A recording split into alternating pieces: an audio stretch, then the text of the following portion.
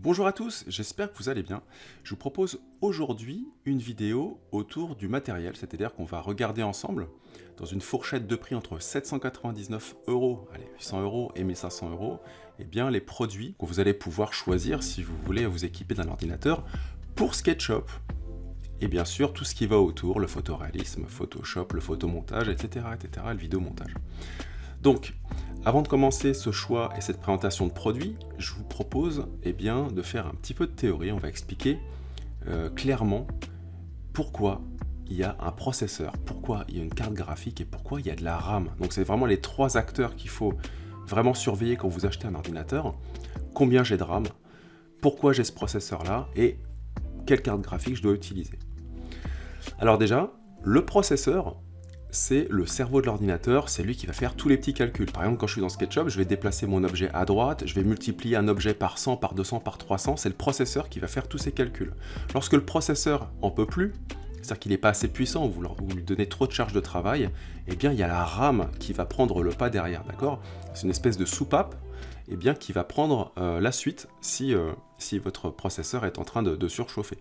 Et puis vous avez la carte graphique, donc troisième acteur, la carte graphique qui vous permet tout bêtement d'afficher sur votre écran, d'afficher les actions que vous voulez faire. Par exemple, vous vous déplacez dans l'espace, et bien on voit la caméra qui montre tel cube, l'ombre, les couleurs, les textures, etc. D'accord? Et puis cette carte graphique, elle va être encore plus sollicitée quand vous utilisez des logiciels de rendu photoréaliste comme V-Ray, comme Lumion, comme Enscape, et notamment les dernières générations de logiciels photoréalistes, comme Enscape, Twinmotion, Lumion et D5 Render, on va solliciter énormément le calcul temps réel, l'affichage temps réel, comme si on était dans un jeu vidéo sur PlayStation par exemple. Ok? Donc ça c'est la carte graphique. Donc il ne faut pas du tout faire abstraction de l'un ou de l'autre. Les trois acteurs sont hyper importants quand vous achetez un ordinateur portable. Voilà, donc ça, petit résumé, donc le processeur fait tous les petits calculs, tous les gros calculs que vous donnez à faire quand vous faites SketchUp, mais aussi quand vous êtes dans d'autres logiciels. Ensuite, vous avez la RAM qui va un petit peu assister le processeur et même la carte graphique. Et puis la carte graphique pour l'affichage, d'accord? Donc en temps réel, comme si on était dans un jeu vidéo, c'est la carte graphique qui va vous afficher tous vos volumes 3D. Et pour terminer, la carte graphique, elle a ce qu'on appelle une mémoire dédiée, c'est-à-dire qu'elle aussi, elle a de la RAM, ok? Et si cette RAM ne suffit pas, il y a aussi la RAM de l'ordinateur qui va aussi prendre le pas. Voilà. Donc ça, c'est terminé pour cette petite introduction, et maintenant on va regarder les produits que je vous propose qui vont vous permettre d'utiliser SketchUp.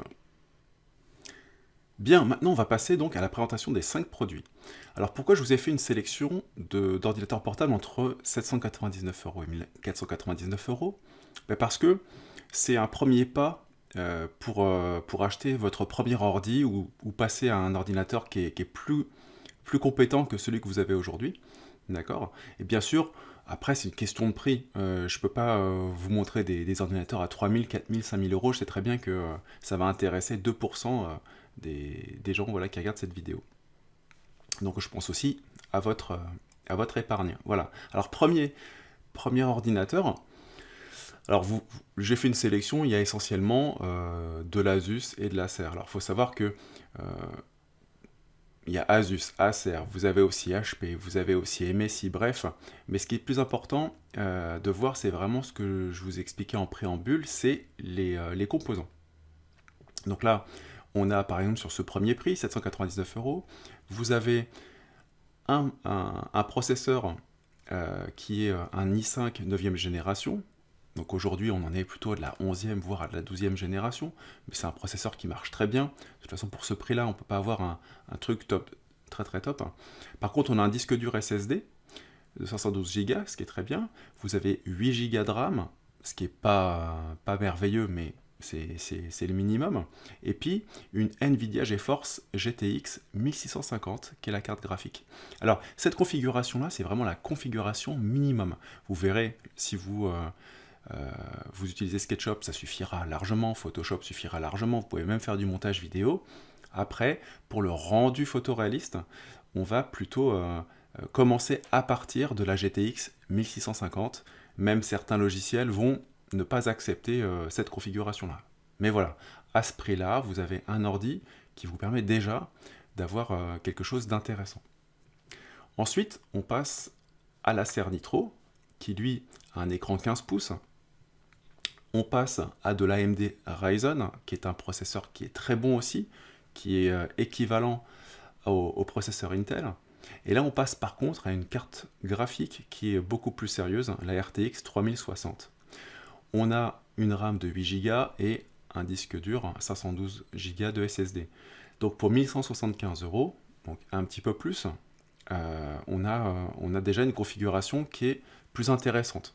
Le seul bémol, c'est les 8 Go de RAM dans cet ordinateur-là. Ensuite, eh bien, on passe à un portable Acer.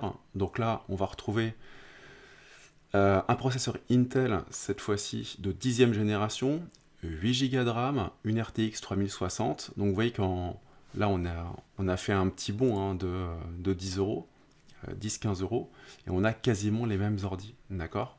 Bon, sauf que là, vous avez un écran 17 pouces, qui n'est pas négligeable. Ensuite, on passe déjà à une gamme au-dessus. Alors pour moi, c'est là où les PC commencent à devenir intéressants. Pourquoi? Parce que deux séries à partir de 1300-1400 €, on vous donne déjà 16 Go de RAM. Alors le mieux, ça serait 32 Go de RAM, mais là, vous pouvez soit les changer après par vous-même, ou bien taper dans des ordis à 1008, 1009, voire 2000 €. Donc là, vous avez un écran 15 pouces, vous avez 16 Go de RAM, vous avez un AMD Ryzen 7 qui est très bien, 512 Go de SSD, et la carte graphique, une RTX 3050. Donc les RTX, c'est une valeur sûre, ça vous permet de faire tourner la majorité, voire tous les logiciels de rendu photoréaliste et aussi les jeux vidéo. Et encore, après, il y a encore beaucoup mieux. Voilà, donc 1400 €, là, on vous avait déjà un très bon produit. Et puis, je termine sur le Asus à 1500 €. Donc, c'était le défi de ne pas dépasser cette gamme de prix. Donc là, je me retrouve avec un Core i7 11e génération, donc un processeur qui est très récent. Alors après, vous avez également les i9 qui sont encore mieux, mais là, vous avez quelque chose de très très bien. 16 Go de RAM, très bien aussi. La GeForce RTX 3070, bien sûr. Et faites attention quand vous achetez votre ordi que vous soyez en clavier AZERTY, pas en QWERTY. Sinon, quand vous allez faire du traitement de texte notamment, ça peut être assez embêtant. Voilà, bah écoutez, je crois que j'ai fait le tour. Donc là, on est parti sur 5 modèles, de 800 à 1500 €. Je vous mettrai toute la description, donc tous les liens vers ces ordis, vous les trouvez dans la description de la vidéo, tout en bas. Et voilà, donc j'espère que vous allez faire maintenant le bon choix. Et puis si vous avez des questions, n'hésitez pas dans les commentaires. Je serai ravi de vous répondre. Abonnez-vous à ma chaîne, bien sûr, si vous voulez recevoir les dernières nouveautés. Et moi, je vous dis à très bientôt sur SketchUp. Ciao!